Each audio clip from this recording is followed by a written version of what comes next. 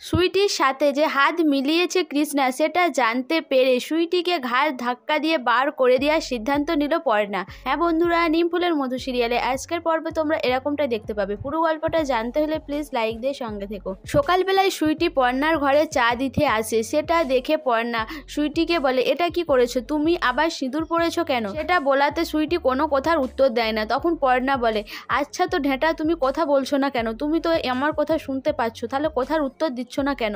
পর্ণা যখন অনেকবার বলে তারপরে সুইটি বলে যে আমি কালকে দিদিমণি একটা স্বপ্ন দেখেছি যে আমি এই সিঁদুরটা মুছে দেওয়ার কারণে দাদাবাবুর বড় ক্ষতি হয়ে গেছে, আর সেইটা দেখে আমি ভয় পেয়ে গেছি, তাই আমি সিঁদুরটা পরেছি। তুমি আমাকে যা বলবে তাই শুনবো, শুধু এই সিঁদুরটা তুলে ফেলতে বলো না।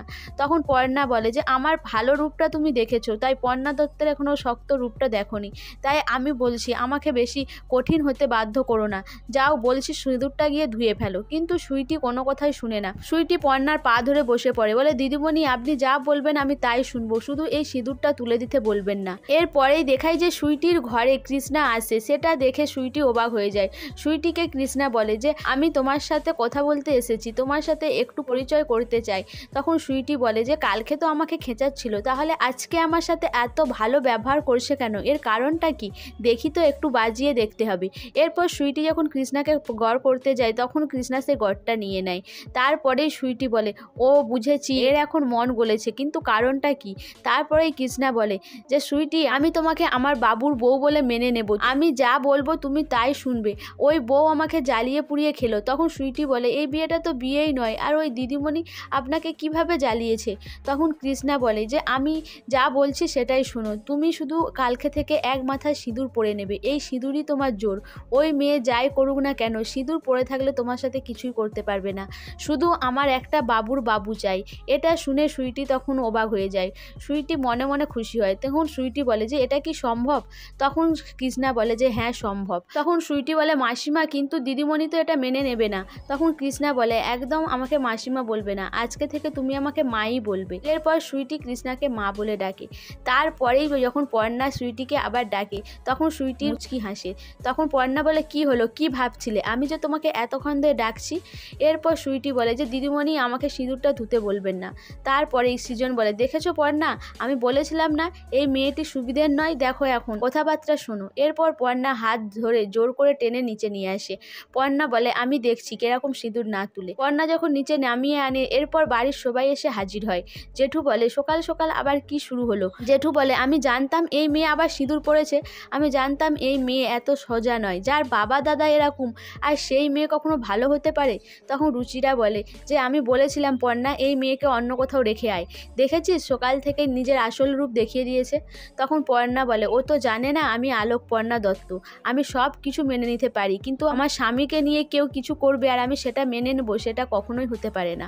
এরপরে কৃষ্ণাও চলে আসে। তখন সুইটি বলে বিশ্বাস করো কালকে আমি যা স্বপ্ন দেখেছি তারপর এই সিঁদুরটা আমি ধুতে পারবো না, আমাকে তোমরা লাথি ঝাঁটা যাই মারো না কেন আমি সব মুখ বুজে মেনে নেব, আমি ঘরের এক কোণে পড়ে থাকবো, কোনো অধিকার দেখাবো না। তখন পর্ণা বলে অধিকার, কোন অধিকারের কথা বলছো? তোমার তো কোনো অধিকারই নেই, আবার অধিকারের কথা বলছো? এরপরে সুইটি ছুটে যায় কৃষ্ণার কাছে। কৃষ্ণাকে বলে মা আপনি আমাকে বাঁচান, আপনি একটু দিদিমণিকে বোঝান না। তখন পর্ণা বলে যে কি মা কি বোঝাবে? এরপর কৃষ্ণা বলে কেন, এই মেয়েকে যখন বলেছিলাম যে এই বাড়িতে রাখার দরকার নেই তখন তো তুমি এই বাড়িতে রেখেছো, তাহলে এখন এই মেয়েটিকে তাড়ানোর চেষ্টা করছো কেন? তখন পর্ণা বলে হঠাৎ করে মায়ের ঘোল বদল হলো কি করে? আর কালকে মা আপনিই তো চাইছিলেন না এই মেয়ে এখানে থাকুক, আর আজকে চাইছেন? এরপর মৌমিতা আর অয়নও বলে যে কেন ওই মেয়েটি যাবে কোথায়? এরপর জেঠু বলে যে মেয়েটি এখন এত কান্নাকাটি করছে তো এরপর দেখো মুচ্ছা যাবে, এইভাবেই ও এই বাড়িতে রয়ে যাবে। এরপরে সত্যি সত্যি সুইটি জ্ঞান হারায়। তারপরে মৌমিতা আর অয়ন মিলে সুইটিকে ডাকাডাকি করে, সুইটির মুখে চোখে জল দেয়, কিন্তু সুইটির কোনো জ্ঞান আসে না। তখন পর্ণা সৃজনকে বলে যে সৃজন তুমি বুঝতে পারছো এই সবের কিছু কারণে কিন্তু মা রয়েছে। তখন সৃজন বলে কি বলছো? তখন পর্ণা বলে যে হ্যাঁ, সুইটি কালকে আমাদের কথা শুনে মেনে নিয়েছিল, হঠাৎ করে আবার সিঁদুর পড়েছে, নিশ্চয়ই এর পেছনে মায়ের ইন্ধন আছে, আমার তো মনে হচ্ছে তাই, আর আমার ভাবনা যে কখনো মিথ্যে হয় না সেটা তুমি প্রমাণ পেয়েছো। তখন সৃজন বলে পর্ণা তুমি যা করার করো, আমার মাথা খারাপ হয়ে যাচ্ছে, শুধু আমাকে এই মেয়েটির হাত থেকে রক্ষা করো, মাকে আমি বুঝাতে পারবো না, তুমি যা করার তুমি তাই করো। এরপর সুইটি জ্ঞান আসতেই পর্ণা বলে, কি শরীরটা ভালো লাগছে না, তোমাকে হাসপাতালে ভর্তি করতে হবে। তখন সুইটি বলে যে না দিদিমণি, আমি ঠিক আছি। আবার সুইটি পর্ণার পায়ে ধরে ফেলে, বলে দিদিমণি আমাকে এই বাড়ি থেকে তাড়াবেন না।